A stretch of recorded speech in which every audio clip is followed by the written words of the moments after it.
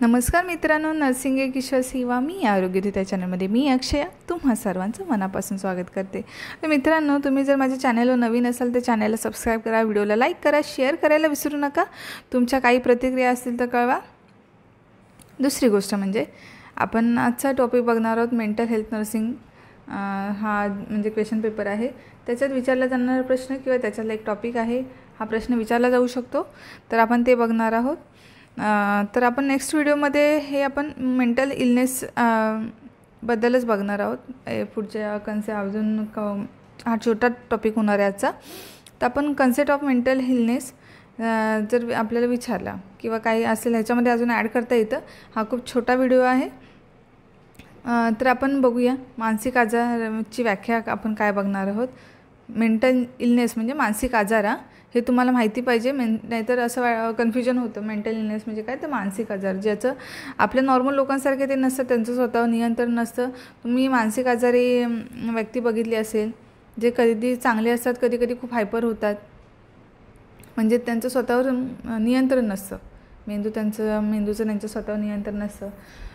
तर तसे त्या लोकांना हँडल म्हणजे ॲज आपल्या कम्युनिटीमध्ये सुद्धा आजार आहे ते लोक हे नाही आहेत, त्यांना औषधोपचार करून ते ओके होऊ शकतात किंवा बरे होऊ शकतात।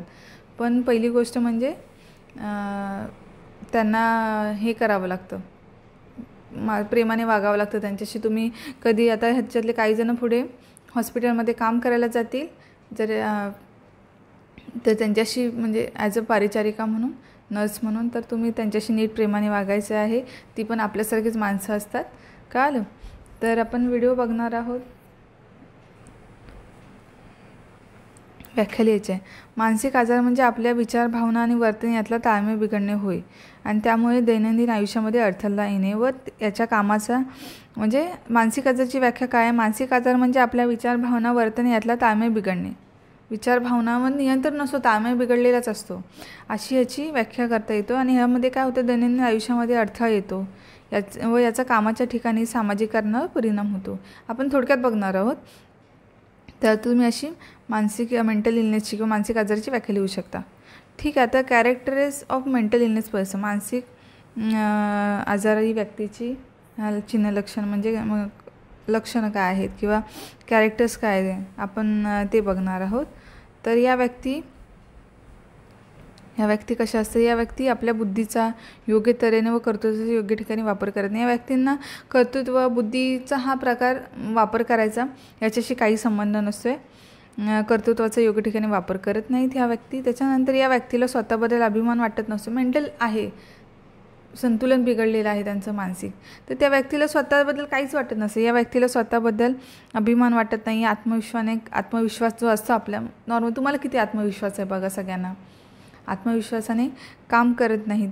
म्हणजे हे तुम्ही जर एकदा बघितलं माझा व्हिडिओ, तर तुम्ही मेंटल इलनेस पर्सनचे जर तुम्हाला कॅरेक्टर लिहायचे असतील, तुम्ही आरामात लिहू शकता।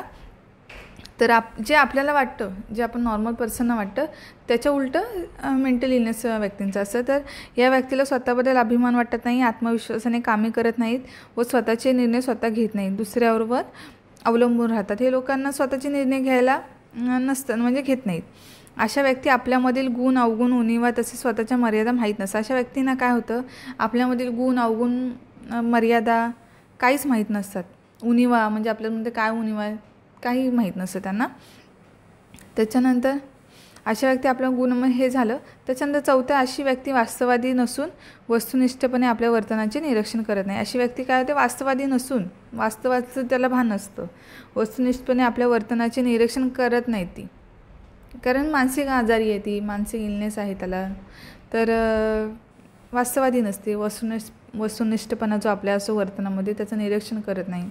त्याच्यानंतर आहे, या व्यक्ती समूहात राहण्यास आवडत नाही व तिथे त्यांना सुरक्षित वाटत नाही। या व्यक्ती समूहात म्हणजे आपण ग्रुपनी कसं, आता तुम्ही लोक आहात, 10-15 लोक आलात, एकत्र आलात, समूहात राहता किंवा लगेच लोकांशी जुळवून घेता, कळलं का? तशा व्यक्ती समूहात राहण्यास ह्या लोकांना आवडत नाही, ते त्यांना सुरक्षित वाटत नाही. 6वा आहे, या व्यक्तींना दुसऱ्यांबद्दल आपुलकी वाटत नाही, त्यांच्या भावनांची कदर करत नाहीत, म्हणजे इतरांच्या भावनांबद्दल जागरूक नसतात. म्हणजे व्यक्तींना आपल्याला कसं आपुलकी वाटते, अरे हां ही बघ कशी आहे, वा तू किती छान आहेस, आपण असं करतो. किंवा एखादं दुःखी असेल, काय झालं, आपण असं प्रेमाने विचारतो ना. तसे त्या व्यक्तींना लोकांबद्दल आपुलकी वाटत, म्हणजे आपल्याला प्रेम जे वाटतं दुसऱ्याबद्दल ती वाटत नाही. त्याच्यानंतर आपुलकी नाही, त्यांना भावनांची कदर नसते. आपल्याला तर तुम्ही क्लासमेट आहात, एखादी व्यक्ती डिस्टर्ब असेल किंवा तुमच्या बाजूची मैत्रीण डिस्टर्ब असेल, तर तुम्हाला असं वाटतं भावनांची कदर असते.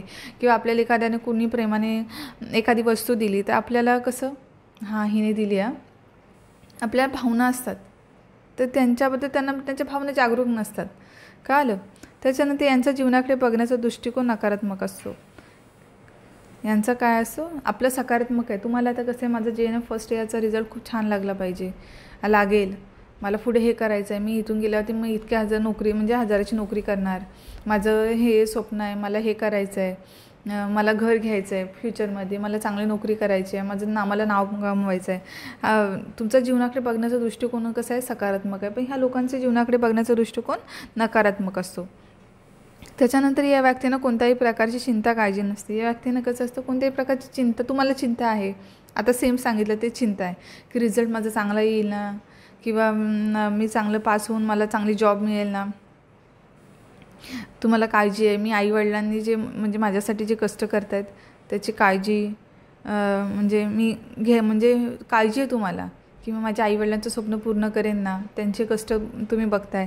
तर ही या व्यक्तींना कोणत्याही प्रकारची काळजी, चिंता, घरात काय चाललं आहे, बाहेर काय चाललं आहे, त्यांना काही घेणं देणं नसतं, त्यांना चिंता नसते, काळजी नसते. तर स्वतःमध्येच हे झालेले असतात, म्हणजे स्वतःमध्ये पण नाही बोलणार, त्यांना काही भान नसतं जगाचं. ठीक आहे.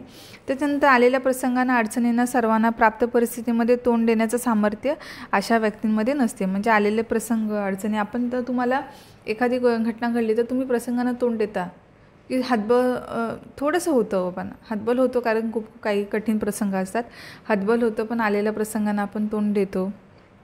आपल्याकडे सामर्थ्य असतं ते की मी करेन, आता नाही जमलं तर नंतर करेन, हळूहळू करेन, पण करेन. हे सामर्थ्य तुमच्यामध्ये आहे, जे मेंटल इलनेस व्यक्तीमध्ये, तुमच्यामध्ये, माझ्यामध्ये आहे की येणारी अडचण आपण सामोरं जातो. सामर्थ्य आपण, कारण आपण हेल्दी पर्सन आहोत, आपण मानसिक आजारी व्यक्ती नाही आहे. जे असं वाटतं ज्यांना मी काहीच करणार नाही, मी आता हतबल झालो, तर ते लोक मानसिक आजारी व्यक्ती आहेत. त्यांना तर ठीक आहे, तर आपण सगळे मानसिक हेल्दी पर्सन आहोत. तर अशा प्रकारे हे कॅरेक्टर्स आहेत, तुम्ही हे लिहून घ्या. ठीक आहे. आणि आजचा व्हिडिओ मला कसा वाटला नक्की कळवा, आवडला का ते नक्की सांगा. लवकरच भेटू आपण पुढच्या व्हिडिओमध्ये. तोपर्यंत धन्यवाद.